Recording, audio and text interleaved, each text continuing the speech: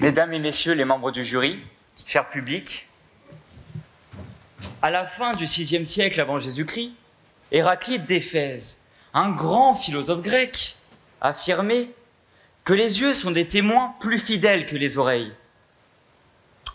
Ces propos nous interpellent, car si les oreilles entendent et permettraient de témoigner de ce que l'on a entendu, les yeux ne parlent pas.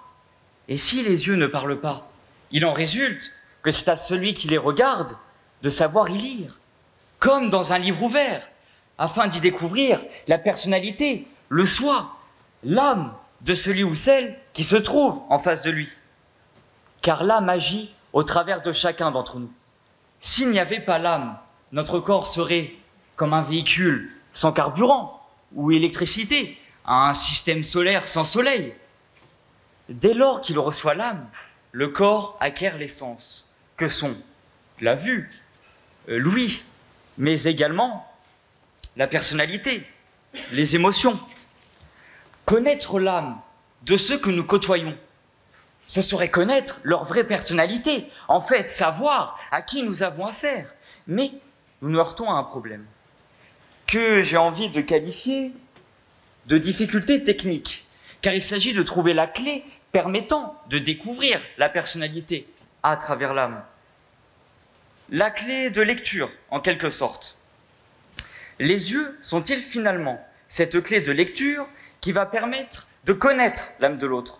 La question qui se pose alors inéluctablement est la suivante. Les yeux sont-ils vraiment le reflet de l'âme? Le dicton populaire semble aller dans ce sens. Oui, les yeux sont le reflet de l'âme ou également le miroir de l'âme, ça revient au même. Mais pourquoi les yeux? Pourquoi pas le nez, la bouche, les oreilles? J'ose poser cette question embarrassante. J'en suis bien conscient.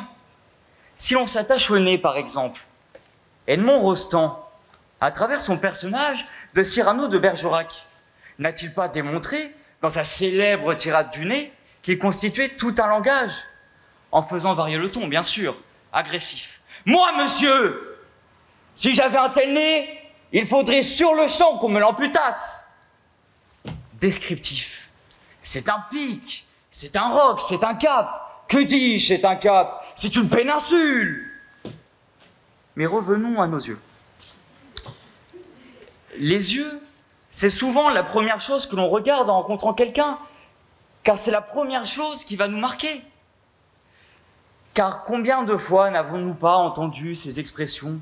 Il a des yeux gentils, il a des yeux méchants, il a des yeux tristes. Qui n'a pas en mémoire le célèbre « T'as de beaux yeux, tu sais ». Déclaration de Jean Gabin à Michel Morgan dans le film Le Quai des Brumes de Marcel Carné.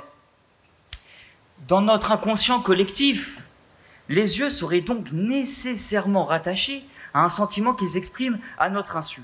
Ainsi, en face d'une personne méchante, je suis averti par ses yeux agressifs. Ou en face d'une personne triste, je la comprends immédiatement, car ses yeux renvoient à cette tristesse. Finalement, nos yeux parlent pour notre cœur, expriment nos ressentis, nos émotions. Ils en disent beaucoup plus que des paroles. Et si les yeux sont le reflet de l'âme, c'est parce qu'ils constituent la partie la plus sincère du visage. En effet, nous n'avons pas de contrôle sur nos yeux, à la différence de notre bouche, par exemple. Si nous aimons quelque chose, ou si nous détestons quelque chose, nos pupilles vont se dilater ou se contracter involontairement et vont trahir une sensation, j'aime, ou au contraire, exprimer un signe de rejet, je n'aime pas. Les yeux sont donc vraiment le reflet de l'âme, car notre regard ne ment pas. Il exprime tour à tour la joie ou la tristesse, l'ennui ou l'attention, l'incertitude ou l'évaluation. Lorsque nous écoutons quelqu'un, nous plissons nos yeux afin de faire remarquer que nous évaluons ce qu'elle dit, que nous doutons de la véracité de ses propos ou que nous ne comprenons pas vraiment ce qu'elle raconte. Mais les yeux sont vraiment le reflet de l'âme, car ils trahissent avant tout ce que nous ressentons. Bien souvent, en société, nous tentons de jouer un rôle, de porter un masque, de nous cacher, en creux, de nous constituer un visage social. Cela peut fonctionner dans une certaine mesure, mais nos yeux finiront par nous trahir. C'est un vrai paradoxe si l'on veut bien y réfléchir, car la fonction première des yeux est de voir, alors que nos yeux, en réalité, permettraient aux autres, nos interlocuteurs, de nous voir en profondeur, jusqu'à l'âme. Ils pourraient alors déceler en nous la part de vérité, la part de mensonge, ou parfois notre part d'ombre. Qui sommes-nous réellement? Vous qui me regardez, êtes-vous sincère ou jouez-vous un rôle social? Il est difficile de regarder l'autre, les yeux dans les yeux, d'âme à âme finalement. Mais vous le faites, et je le fais. Ce faisant, nous prenons un risque, car regarder l'autre dans les yeux, c'est prendre le risque qu'il lise en nous. C'est un fait. Mais c'est aussi prendre le risque de lire dans ses yeux ce qu'il pense de nous. Voulons-nous toujours prendre ce risque, lire dans les yeux des autres ce qu'ils pensent de nous et peut-être découvrir qui nous sommes? Car les yeux des autres sont aussi le reflet de notre âme. Nous nous y voyons comme dans un miroir. Ainsi, Alcibiade, dans le dialogue éponyme de Platon, peine à regarder son maître, Socrate, car il a peur d'y voir son ignorance, d'y découvrir ses faiblesses, ses lacunes. Nous ne pouvons pas empêcher nos yeux de refléter ce que nous ressentons, car ils sont le miroir de notre âme.